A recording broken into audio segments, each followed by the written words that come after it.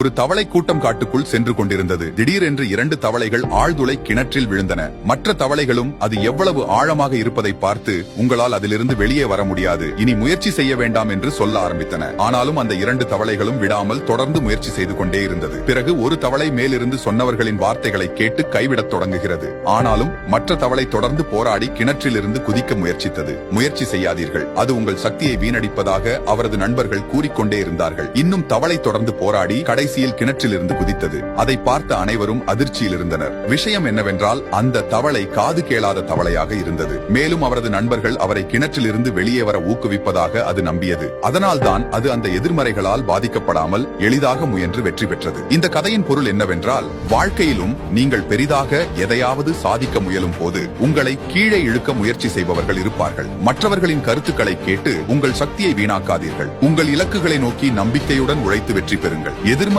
என்று வரும்போது காது கேளாத தவளையாக இருப்பது நல்லது. நீங்கள் வளர்ச்சியை ஃபாலோ பண்ணாம இருந்தால் மீண்டும் எங்களை பார்ப்பது அரிது. ஏற்கனவே ஃபாலோ பண்ணிருப்பீர்கள் என்றால் கங்க்ராச்சுலேஷன்ஸ், நீங்கள் வளர்ச்சியின் பாதையில் இருக்கீர்கள்.